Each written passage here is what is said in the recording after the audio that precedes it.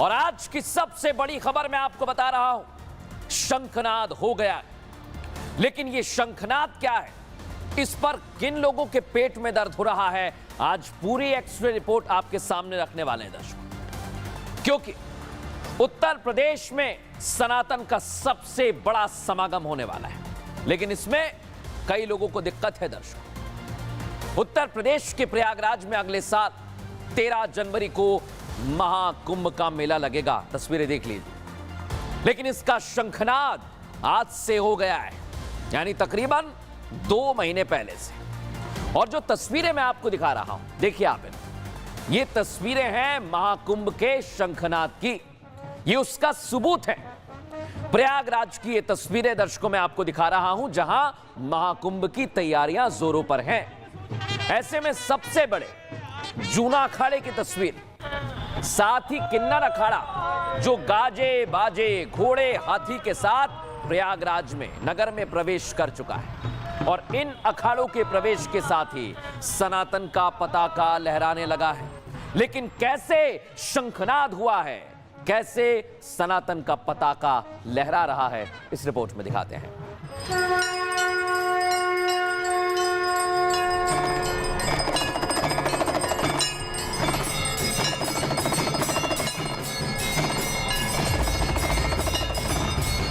यही शंखनाद है, शंखनाद महाकुंभ का। घोड़े, गाजे बाजे, शस्त्र शास्त्र, साधु संत और अखाड़ों का प्रवेश। यहाँ पर नगर प्रवेश आधिकारिक तौर पर शुरू होता हुआ शंखनाद के साथ दिखाई दे रहा है। आधिकारिक तौर पर नगर प्रवेश करते हुए तमाम साधु संत हमें यहाँ पर दिखाई दे रहे हैं। ये साधु संत अब प्रयागराज की तरफ बढ़ते हुए हर हर महादेव के उद्घोष के साथ तमाम अखाड़ों के जो मुखिया हैं वो यहाँ पर मौजूद हैं। यही वो छटा है जो ये बता रही है कि महाकुंभ 2025 भक्ति के किस रंग में डूबने वाला है। सनातन का ध्वज कैसे लहराएगा, कैसे साधु संत आस्था की डुबकी लगाएंगे, कैसे वहां आने वाला एक एक श्रद्धालु भगवान की भक्ति में डूबा रहेगा।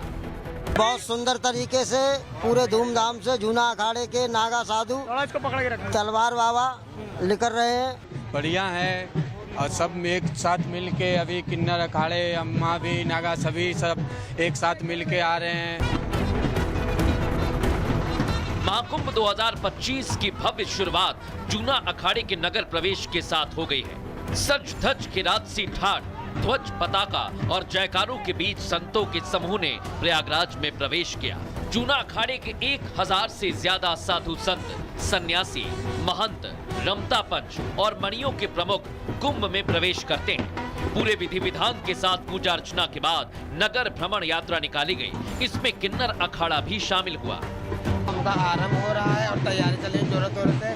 फिर सभी से अनुरोध है कि सभी आए और अपना आशीर्वाद लें महंतों से, संतों से और घोड़ियों से। जो 2025 का कुंभ होने जा रहा है प्रयागराज में, उसका अगर प्रवेश कर रहे हैं किन्नर अखाड़ा जूना अखाड़े के साथ। जैसे 2019 में हम लोग पहला जब कुंभ करने आए प्रयागराज में, तो उस समय जूना अखाड़े की सम्मति के साथ हम लोगों ने किन्नर अखाड़ा शाही स्नान किए, नगर प्रवेश किए। साधु संतों के साथ घोड़े, हाथी, ऊंट, बग्घी और रथ भी साथ साथ दिखाई दिया। जटाओं से लेकर गले और दोनों बाह तक रुद्राक्ष, मस्तक पर, पूरे शरीर पर भभूत, तिलक, चंदन, काजल से चमकती आंखें, हाथों में त्रिशूल, भाला, तलवार और दंड, कान में कुंडल, कलाई में कड़े और चौड़े ललाट ने सबका ध्यान अपनी ओर खींच लिया। संतों का जगह जगह लोगों ने स्वागत सत्कार किया। जहां से यात्रा निकलती है, लोग हाथ जोड़कर दर्शन पाते और संतों पर पुष्प की वर्षा करते।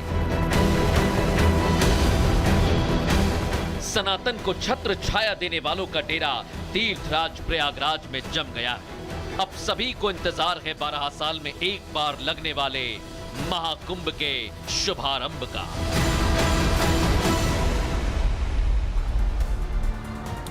ये तो महज झलक भर है महाकुंभ की छटा और ज्यादा भव्य होने वाली है। प्रयागराज में होने वाले इस महाकुंभ को सफल बनाने के लिए अब मैं आपको बता रहा हूं, मुख्यमंत्री योगी आदित्यनाथ कमान संभाल चुके हैं। वो खुद एक चीज पर नजर रख रहे हैं और महाकुंभ से जुड़ी हुई हर एक तैयारी उनकी निगाह में है। हर फैसला वो खुद ले रहे हैं। महाकुंभ को लेकर जरा भी अगर किसी ने कोताही बरती तो योगी एक्शन भी लेंगे। इसलिए योगी लगातार बैठक भी कर रहे हैं, बड़े बड़े फैसले ले रहे हैं। लेकिन मैं आगे आपको यह बताऊं कि किन लोगों को इसमें दिक्कत हो रही है, उससे पहले आज मैं आपको यह बताता हूं कि योगी आदित्यनाथ ने इसे लेकर क्या तैयारी की। यह आप देखिए, उत्तर प्रदेश में प्रशासन ने 2 अहम फैसले लिए हैं। दर्शकों, क्या श्रद्धालुओं की सुविधा के लिए योगी आदित्यनाथ ने कह दिया है कि ट्रैक सूट योजना पर हम काम करेंगे। कुंभ में जो ड्राइवर रहेंगे, जो नाविक रहेंगे, वो विशेष ट्रैक सूट पहनेंगे। दर्शकों, गाइड और ठेला संचालक भी ट्रैक सूट में नजर आएंगे। इतना ही नहीं, ट्रैक सूट से इन लोगों को पहचानना आसान होगा। पर्यटकों को भी इसमें मदद मिल सकती है। चारों श्रेणियों के लिए विशेष ट्रैक सूट तैयार किए गए और ट्रैक सूट पर कुंभ का प्रतीक चिन्ह भी होगा। और यह भी आपको बता दूं कि 45,000 से ज्यादा परिवारों को इसमें रोजगार भी मिलने वाला है। जो लोग पूछते हैं उन्हें बताइए, क्योंकि लोगों को ट्रेनिंग देने का भी अभियान शुरू हो चुका है और नाविक और स्ट्रीट वेंडर्स को योगी सरकार ट्रेनिंग दे रही है। दर्शकों, लेकिन मैंने आपको यह क्यों बताया, क्योंकि इतनी तैयारी के पीछे बहुत बड़ा कारण है और वो कारण आपको जानना चाहिए। दर्शकों, क्योंकि योगी आदित्यनाथ 45,000 परिवारों को रोजगार देने का फैसला कर चुके हैं और यह सबसे बड़ा चैलेंज है, क्योंकि यूपी सरकार की इस प्लानिंग से कई लोगों को आस है। तो लोगों को महाकुंभ से रोजगार मिलने की उम्मीद है, फिर चाहे वो किसी भी जाति के हों, मजहब के हों, हिंदू हो, मुसलमान हो, सिख हो या ईसाई हो। लेकिन अखाड़ा परिषद को इसी बात से ऐतराज है। अखाड़ा परिषद की मांग है कि महाकुंभ में मुसलमानों को दुकान लगाने ना दी जाए। महाकुंभ में क्या कहा, महाकुंभ से मुसलमानों को दूर रखने की मांग की जा रही है। दर्शकों, और अखाड़ा परिषद इसी मांग पर हिंदू धर्मगुरु भी एकजुट हो गए हैं। इसी के आज एक्सरे रिपोर्ट हमने निकाली है। बागेश्वर धाम के पीठाधीश्वर पंडित धीरेन्द्र कृष्ण शास्त्री अखाड़ा परिषद की इस मांग का समर्थन कर रहे हैं। पहले मैं आपको सुनवाता हूं कि बाबा बागेश्वर क्या कह रहे हैं। जिन्हें सनातन संस्कृति का ज्ञान हो, हिंदू धर्म के बारे में पता हो, देवी देवताओं के बारे में पता हो, पूजन पद्धति के बारे में पता हो, पूजन की सामग्री की कितना सम्मान करना चाहिए इस बारे में पता हो, उसी को ये कार्य दिया जाए तो ही उत्तम है। अब जिन्हें इस बारे में पता ही नहीं है, वो अगर विक्रय करेंगे तो निश्चित रूप से नाश ही करेंगे, उल्टा ही करेंगे। और कई थूक कांड मिले, फलों के ऊपर ना जाने गंदगी चिपकाते हुए मिले, एक जगह पेशाब कांड मिला। इससे ये सिद्ध होता है कि हो सकता कुछ षड्यंत्रकारी, हम ये नहीं कहते कि वो लोग हो सकते, कोई भी हो सकता। इसलिए गैर हिंदुओं को प्रवेश वर्जित महाकुंभ में कर देना चाहिए। और मेरे अंगने में तुम्हारा क्या काम, मेरे अंगने में तुम्हारा क्या काम। सुन लिया आपने, बाबा बागेश्वर ने कहा है हमारे अंगने में काम क्या है तुम्हारा। लेकिन आज बाबा बागेश्वर के ये कहने के पीछे की बड़ी वजह है। इसका कारण है जो मैं आपको दिखा रहा हूं, क्योंकि हिंदू त्योहारों पर लगातार हमले हो रहे हैं और जब जब हिंदू त्योहार आते हैं क्या होता है देखिए आप, नफरती एक्टिव हो जाते हैं, हिंदू त्योहारों में खलल डालते हैं। खुद ही एक एक कर सभी को, आप एक एक कर त्योहारों को उठाइए और ये तस्वीर देखिए, जहां सावन में थूक जिहाद चल रहा था, गणेश उत्सव में क्या हुआ, पत्थरबाजी होने लगी। नवरात्र आया तो दुर्गा प्रतिमा पर विसर्जन के दौरान हमला हुआ। बहराइच की तस्वीर देखिए आप। अब दिवाली तक पर पथराव कर दिया, सोचिए जरा आप। और इसलिए कहा जा रहा है कि मेरे अंगने में तुम्हारा क्या काम है। लेकिन दर्शकों, मैं आपको बड़ी बात बता रहा हूं कि महाकुंभ में ऐसी कोई भी अप्रिय घटना ना हो, इसलिए अखाड़ा परिषद अपनी मांग को लेकर प्रशासन के सामने खड़ा हो गया है। और भाईजानों की इन्हीं हरकत से महाकुंभ को बचाने की कोशिश शुरू हुई है। इसलिए अखाड़ा परिषद की इस मांग को धार देने का काम बाबा बागेश्वर कर रहे हैं। लेकिन इधर संत समाज ने कुंभ में गैर हिंदुओं की महाकुंभ में एंट्री बैन करने की मांग की। जो हिंदू नहीं वो नहीं आएगा। तो मुस्लिम धर्मगुरुओं ने इसका विरोध किया है, सोचिए जरा। और इसका विरोध अब बड़े पैमाने पर किया जा रहा है।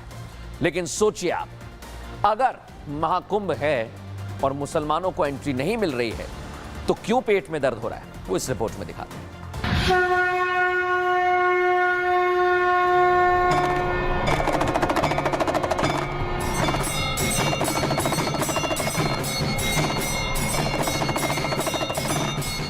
महाकुंभ में नहीं लगेगी मुसलमानों की दुकानें।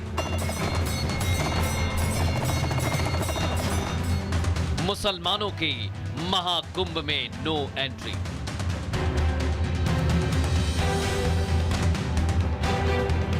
महाकुंभ का मेला लगने में अब बेहद कम समय शेष रह गया है। ऐसे में सवाल तेजी से उठने लगा है, क्योंकि महाकुंभ में मुसलमान और इस्लामी शब्दों पर बड़ा घमासान छिड़ा हुआ है। महाकुंभ में मुसलमानों की एंट्री पर हिंदू धर्मगुरु और मुस्लिम धर्मगुरु आमने सामने आ गए।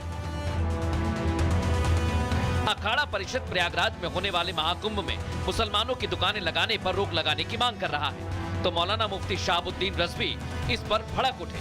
वो अखाड़ा परिषद के इस फरमान को गलत बता रहे हैं।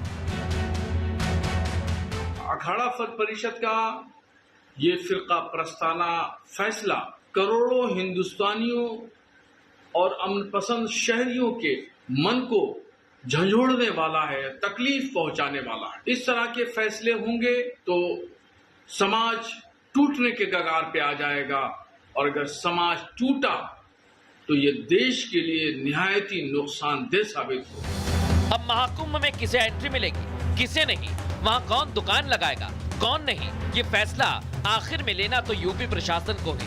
अब देखना ये होगा, जो ये जंग छिड़ी हुई है इसका अंत में निष्कर्ष क्या निकलता है।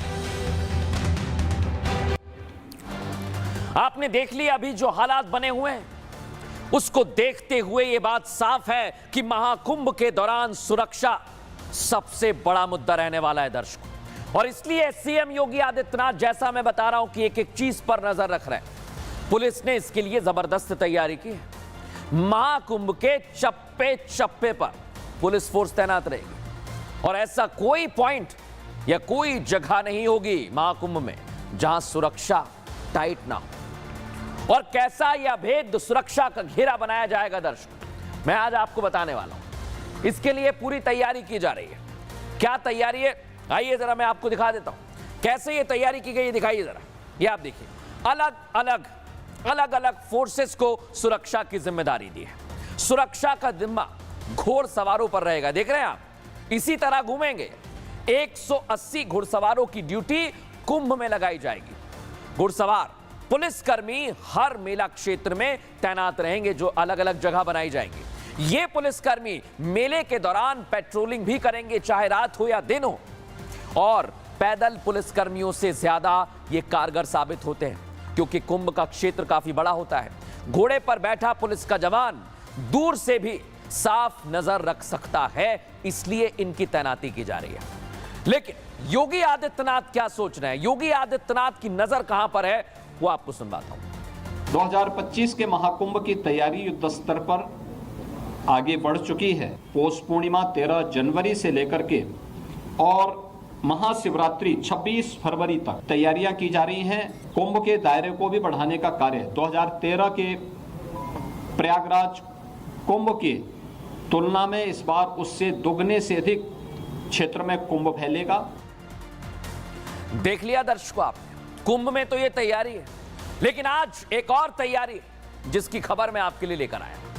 वो खबर क्या है, वक्फ पर धर्म संसद दर्शकों, और मैदान में साधु संत आ गए धर्म संसद लेकर, तो उसका विरोध भी हो रहा है। क्योंकि जब वक्फ की बात आती है तो देश में एक बहस छिड़ी हुई है।